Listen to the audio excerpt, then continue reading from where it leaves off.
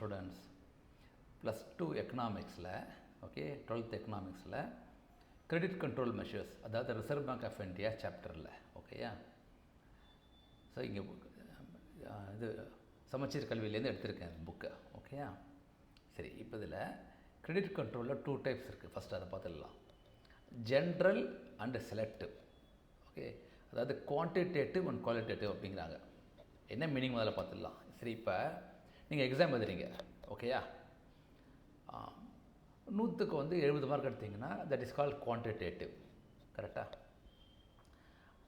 அந்த மார்க் கொடுத்து முடிச்சுட்டு அந்த டீச்சர் எழுதுகிறாங்க, your hand writing is good or your hand writing needs improvement, is not clear அப்படிங்கிறாங்க. What you call that one is qualitative. அப்படின்னா என்ன அர்த்தம்? குவான்டிடேட்டிவ்னால் உங்களால் நம்பரில் போட முடியும், நியூமரிக்கலாக போட்டால் தட்ஸ் குவான்டிடேட்டிவ்.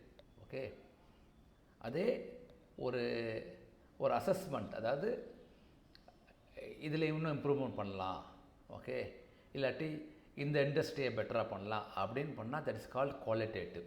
ஓகேயா. சரி, இப்போ நம்ம ரிசர்வ் பேங்க் வரலாம். சரி, ஃபஸ்ட்டு என்ன?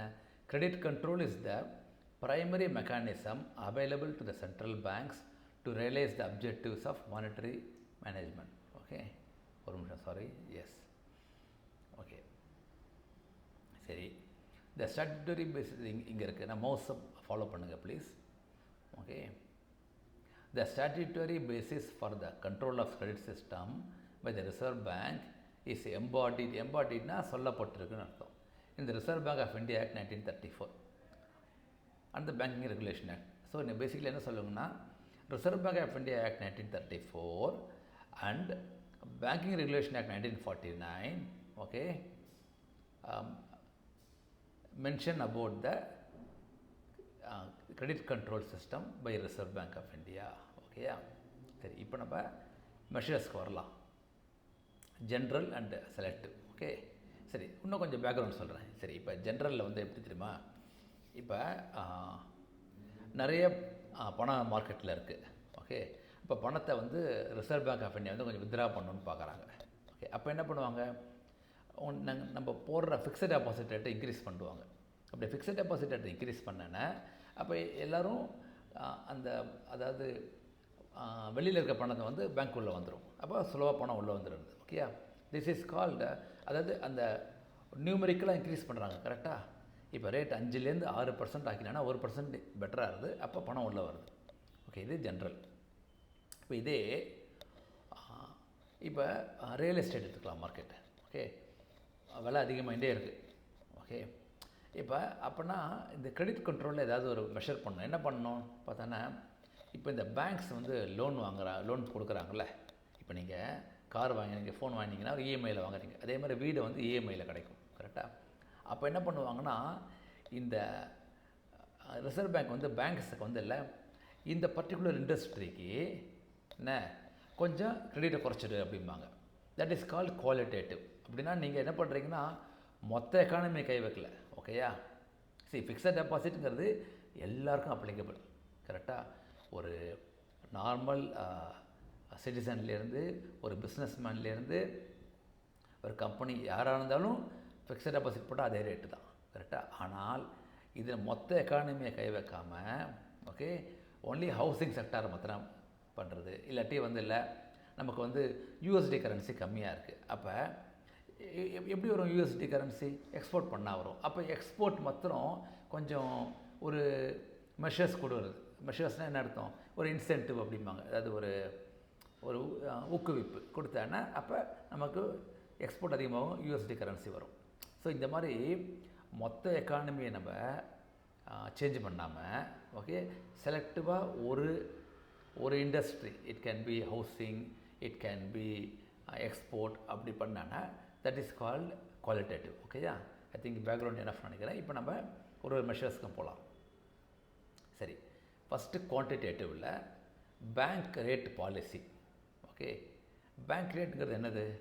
இப்போ மொத்தம் 3 லேயர்ஸ் இருக்குது. அதாவது நம்மளாம் வந்து ஒரு டெபாசிட்டர்ஸ், கஸ்டமர்ஸ் வச்சுக்கோங்க சிம்பிளாக, கஸ்டமர்ஸ். ஓகே, மேலே இருக்கிறது ரிசர்வ் பேங்க், நடுப்புற இருக்கிறது என்னது? அதுதான் மிச்சம் எல்லா பேங்க்ஸும். ஓகே, அதாவது it can be nationalised banks R it can be private banks. Okay. So இந்த பேங்க்ஸ் வந்து நம்ம டீல் பண்ணுறோம்ல, நம்ம வந்து பேங்க்ஸ்கிட்ட டெபாசிட்டும் போடுவோம், பணமும் borrow பண்ணுவோம். கரெக்டாக? இந்த ரெண்டுத்துக்கும் ஒரு ரேட் இருக்கும். ரேட் எக்ஸ், ரேட் ஒய்ன்னு வச்சுக்கோங்க. ஓகே. இந்த ரேட் எக்ஸும் ரேட் ஒய்யும் எப்படி பேஸ் ஆகுது அப்படின்னா, இந்த இந்த பேங்க்ஸ் இருக்குல்ல, அதாவது மொத்தம் 3 சொன்னேன், 3. ஓகே. நம்ம கஸ்டமர்ஸ், ஓகே, மிடில் இருக்கிறது எல்லா retail banks are normal banks, இது ரிசர்வ் பேங்க். அப்போ இந்த இந்த individuals are customers banks deal பண்ணும்போது, ஓகே, இவங்க பேங்க்ஸ் ஃபிக்ஸ் பண்ணுற ரேட் இருக்குது பாருங்கள், that is based on what RBI is telling the banks. That is based on what RBI is telling the banks. That is called central bank.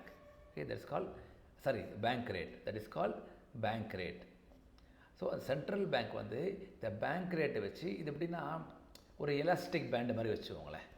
அதை வச்சு நீங்கள் கொஞ்சம் டைட்டனும் பண்ணலாம், கொஞ்சம் ஸ்லோ பண்ணலாம், லூசன் பண்ணலாம். டைட்டன் பண்ணலாம், லூசன் பண்ணலாம். எப்போ டைட்டன் பண்ணுவீங்க? நிறைய பணம் இருந்தானே. எப்போ லூசன் பண்ணுவீங்க? எக்கானமி கொஞ்சம் ரொம்ப டல்லாக இருக்குது, வேலைவாய்ப்பு கம்மியாக இருக்குன்னா அப்போ லூசன் பண்ணுவீங்க. கரெக்டாக? ஸோ அந்த elastic band is called bank rate. ஓகேயா? கிளியர்? ஓகே. இப்போ வரலாம். The bank rate is the rate at which the central bank of a country, okay, is prepared to rediscount the first class securities. அது இந்த banks சொல்லுது. ஓகேயா? அது கூட விட்டுடலாம். அடுத்தது பாருங்கள். சாரி.